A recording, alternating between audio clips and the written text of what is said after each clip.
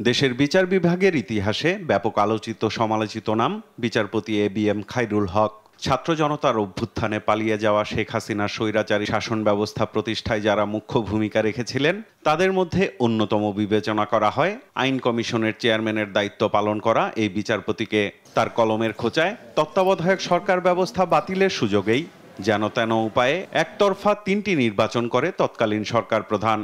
বিচার বিভাগের কাঁধে বন্দুক রেখে প্রতিষ্ঠিত হয় ফ্যাসিবাদ। তত্ত্বাবধায়ক সরকার ব্যবস্থা বাতিলের মধ্য দিয়ে দেশের গণতন্ত্র ও নির্বাচন ব্যবস্থা ধ্বংসের দায় বরাবরই বিচারপতি এবিএম খায়রুল হককে দিয়ে এসেছে বিএনপি। কেন বলি না আমরা এই কথা?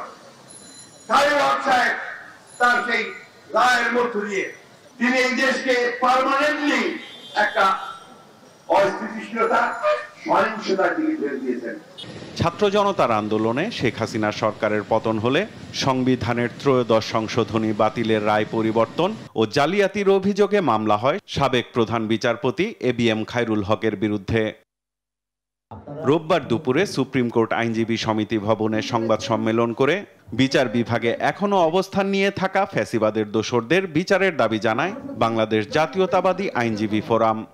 এই খায়রুল হকের কারণে যত হত্যাযজ্ঞ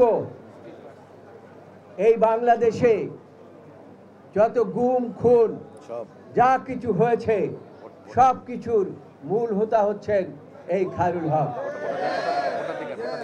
কাজেই তার বিচার অবশ্যই হতে হবে। সাবেক প্রধান বিচারপতি এবিএম খায়রুল হকের বিরুদ্ধে আইনগত ব্যবস্থা নেয়ার দাবিতে কর্মসূচি ঘোষণা করেন জাতীয়তাবাদী আইনজীবী ফোরামের মহাসচিব। 29 এপ্রিল বুধবার মঙ্গলবার বাংলাদেশের সর্বোচ্চ আদালত সুপ্রিম কোর্ট সহ ঢাকা বার সহ সারা বাংলাদেশের প্রত্যেকটা আদালতে খায়রুল হককে আইনের আওতায় আনার লক্ষ্যে প্রতিবাদ এবং বিক্ষোভ কর্মসূচি গ্রহণ করা হয়েছে। সাইফুল রিপন, দেশ টিভি, ঢাকা।